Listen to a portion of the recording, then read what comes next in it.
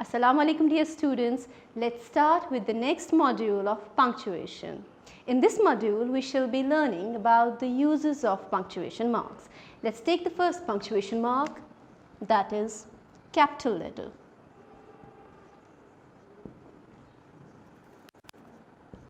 Capital letter, also known as the uppercase. Capital letter is used to begin a sentence. We start a sentence always with a capital letter. For example, mango is my favorite fruit. Here I start my sentence with a capital letter. Next use we have is capital letters are used to begin proper pronouns, that is the name of any person, name of any country, name of any place, like that. For example, we don't like this, Saima, that's wrong. We write like this, a capital S there. India, that is again wrong. We're supposed to use like this, India. Jahlim, Jahlim. Okay. Next use we have of the capital letters is that capital letter is used to begin every line, every verse of a poem. For example, let me write it here.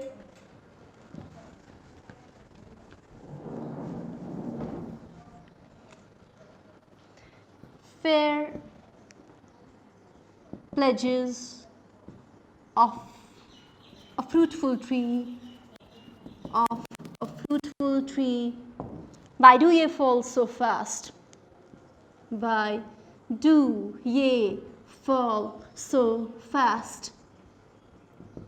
Okay dear students, here I am telling you that every verse of a poetry begins with a capital letter. Here we have a capital F and a capital W. This is one more use. Next use we have of capital letters is that to begin the initials of a title. For example, or any topic, my aim in life. Okay dear students, here I have written the name of the topic, my aim in life. We begin every word, the first initial, with capital letter. I have capital M here, capital A and capital L. Remember, we omit articles, prepositions, they are not written with a capital letter. Next use of the capital letters is that capital letters are used in abbreviations and initials. For example, MBBS or VIP. So, these were some of the uses of capital letters. Capital letter is used to begin a sentence. Capital letter is used with proper nouns, name of a person, place or something, and capital letters are used to start every verse of a poem. Capital letters are used in the first initials of title or names or ranks, and capital letters are used with abbreviations, for example MBBS, VIP and WHO. Now moving to the next punctuation mark. Next punctuation mark we have is a full stop or a dot or a period. Okay dear students, now we have full stop, a dot. Full stop is used at, it's a long pause, full stop is a long pause, it gives a break to a sentence, a complete sentence. It is put at the end of a sentence, end of an assertive sentence, okay? Not with every kind of sentence, but with assertive sentence or statement. For example, I am a teacher. This is a statement, this is a complete sentence, so we put a full stop here. Next use we have is full stop is put after initials and sometimes abbreviations. Initials and abbreviations. For example, we have Ghulam Muhammad Amin. Here this G and M, they are the initials for short forms or initials for Ghulam Muhammad. So here we put these dots, okay. Or we have W world dot health dot O organization. So point or full stop is put after initials or in abbreviations. Next use of the full stop is that it's put with short forms. Okay, short forms. We use point or we use full stop after short form. For example, we have department, DEPT, a dot. Okay, private, PVT, a dot. Limited, LTD. Okay, dear students, with short forms we use point or full stop. Next use of full stop is that it's used in percentage or decimals. For example, 99.5. Okay, if I write like this 995, it will become 995. So here it's very important, if you want to show percentage or decimals, we are supposed to put a dot here. So some of the uses of full stop is that full stop is a long pause. It's put at the end of an assertive sentence or a statement. Full stop is put with abbreviations and initials. Full stop is put with short forms and it's used to show decimals, fractions or percentage. Next punctuation mark we have is a question mark.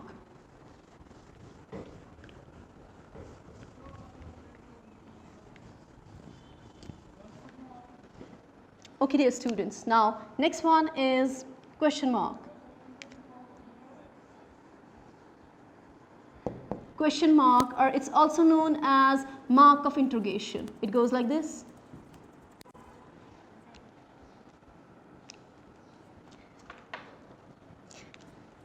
Question marks are put at the end of an interrogative sentence and with direct questions. Let me show you an example.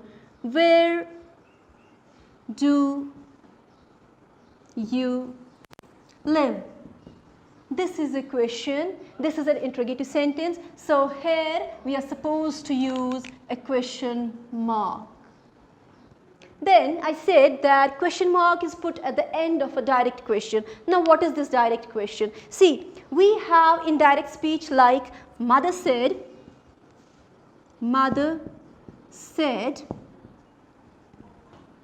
or mother said, where do you live?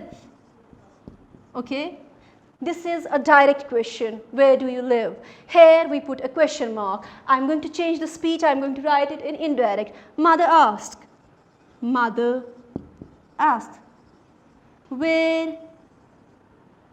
did I live? Okay, this is known as indirect question and here we do not put any question mark, we put a full stop here. So dear students, please do remember that question mark is put only at the end of direct questions, not with the indirect questions. When you change the speech in narration, we put a full stop at the end of indirect question. So question mark is put at the end of question mark and it's also used with question tags. For example, it is raining. Okay, this is a statement. It is raining, comma, isn't it? This isn't it is a question tag, so don't forget to put question mark at the end. Got it, dear students? These are the two uses of question mark. Let's quickly move to the next punctuation mark, which is an exclamatory mark.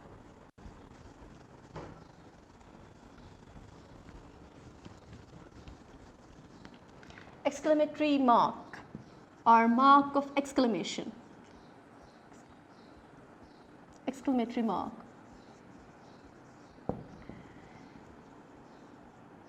It goes like this. Okay, dear students, do you know what's an exclamatory mark? Exclamatory sentence actually. Exclamatory sentence is a sentence that expresses certain feelings of joy, anger, surprise, and with those sentences to show those expressions and feelings, those certain feelings of excitement, we put this exclamatory mark at the end. For example, what a beautiful picture. What a beautiful picture. Here, dear students, remember that the sentence starts with what? But it's not a question. It's expressing the feelings of awe that the person has seen a beautiful picture and he's just mesmerized by the picture. So he says, what a beautiful picture. So at the end, we are going to put exclamatory mark. And these exclamatory marks, they are also used with interjections. The next use is interjections. Exclamatory marks are used with interjections. Now, dear students, what are these interjections? Interjections are the words like wow, hooray, alas, oh, hey. These words are known as interjections. We put exclamatory mark after these words like hooray, wow. It will go like this. Hooray, a question mark. Alas, an exclamatory mark. Oh, exclamatory mark. Hey, exclamatory mark. So here again we have two uses of exclamatory mark. One is that it's used after an exclamatory sentence that expresses certain feeling of joy, anger, nervousness or anything. And these interjections, these exclamatory mark, it's also used after interjections. Interjections are the words that express the feelings of wow, feelings of happiness again, feelings of sadness like wow, hooray, alas, oh and hey. Let's take another punctuation mark, that is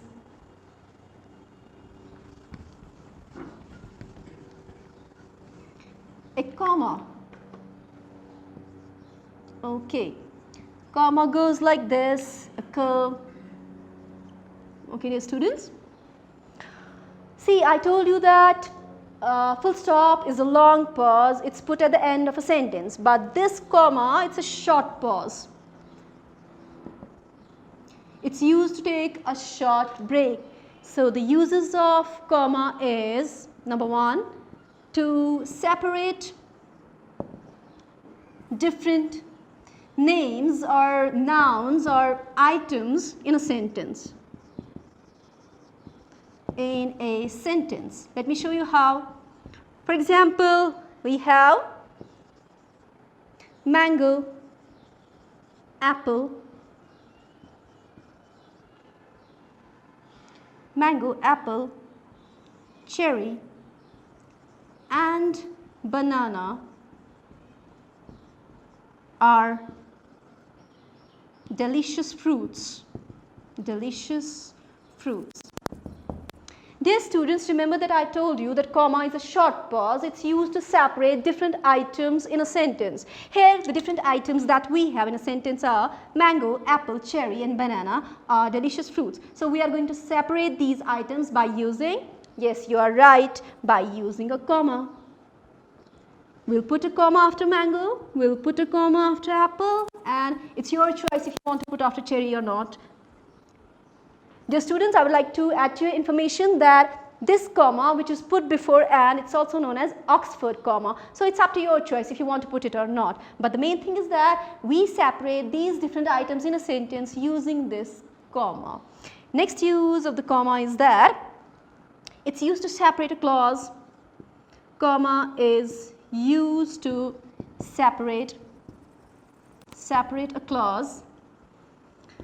I'll just tell you what this means. For example, instead of working hard, he was playing. He was playing. Dear students, look at the board carefully. Here I have written two clauses in this one sentence. I have instead of working hard, sorry, I forgot to write the hard.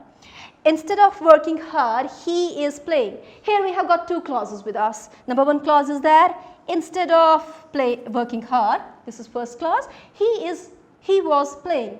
This is second clause. So I told you that a comma is used to separate a clause, used to separate two clauses actually. Instead of working hard, we are going to put comma here, okay? Let me write it again once more for you. Here we have a clause. Instead of working hard, he was playing. Okay, I hope it's clear to you now. Instead of working hard, now here this is a clause and we are going to put a comma here. He was playing. The next use of comma is that, let me show it here.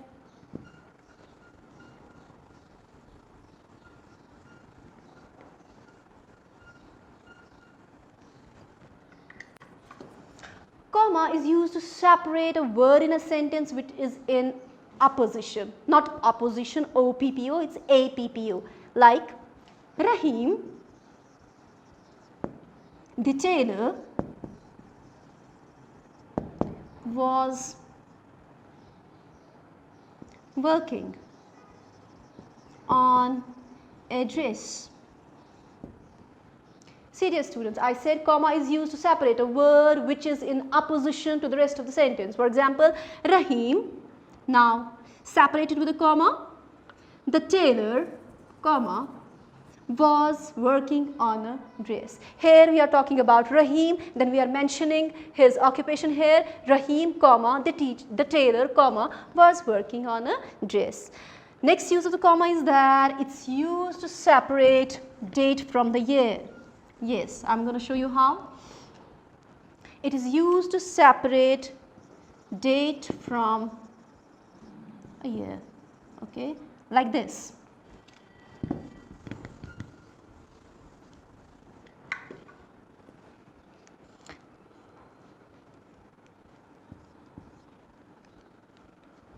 July 25, 2020. Okay dear students, here I have written the date July 25. I am going to separate it from the year by putting a comma. This is how we do it. Next use we have is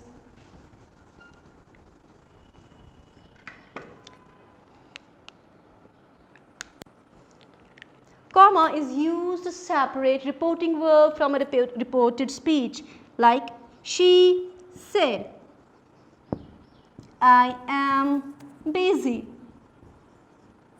This portion, this one is known as reporting verb, okay. This one is known as reported speech. Reported speech. It's very important that you separate the two with a comma. So I'm going to put comma here.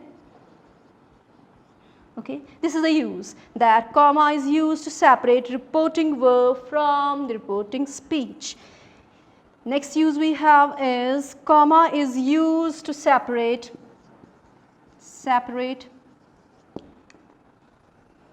a statement from a question tag. Let's write an example here.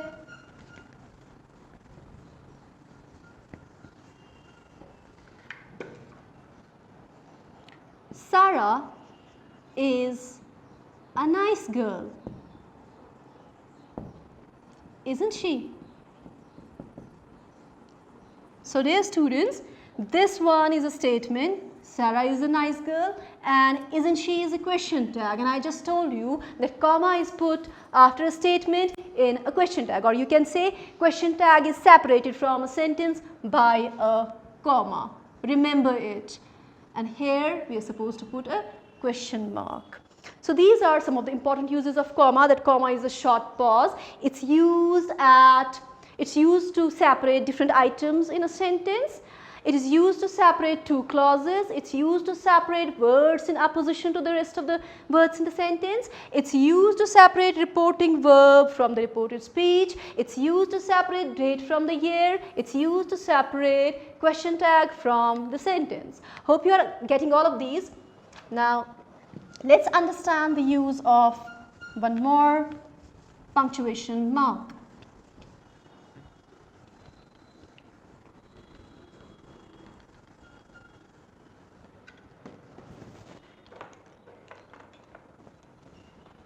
Let's take a inverted commas,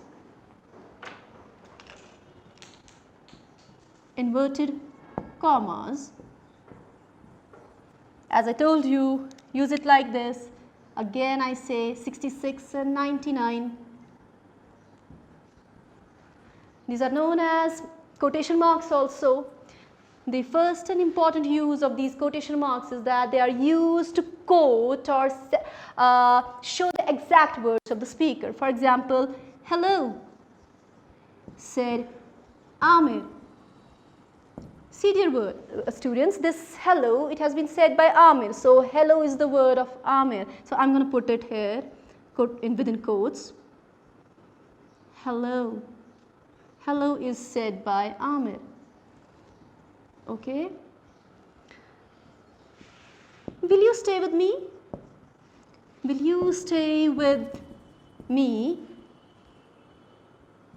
Said the prince. So, dear children, here, will you stay with me? This has been said by the prince. So, we are going to put it in inverted commas or quotation marks.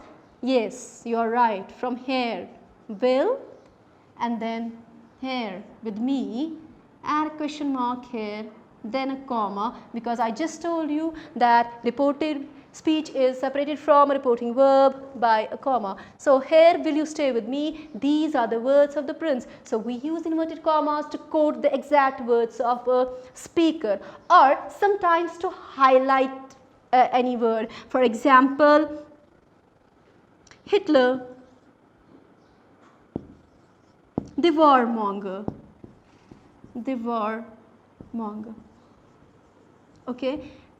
Dear students, if you want to highlight the person, so you're going to put it in inverted commas again. I'm going to put in Hitler within quotes.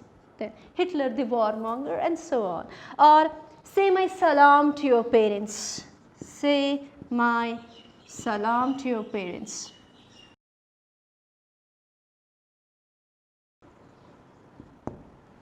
So, here we highlight these words and we highlight the actual words of a speaker with quotation marks. So, dear students, this was all we have today in punctuation marks. Hope you liked the lesson. Keep learning, keep practicing, and take good care of yourselves. Inshallah, see you in the next class. Thank you. Have a nice day.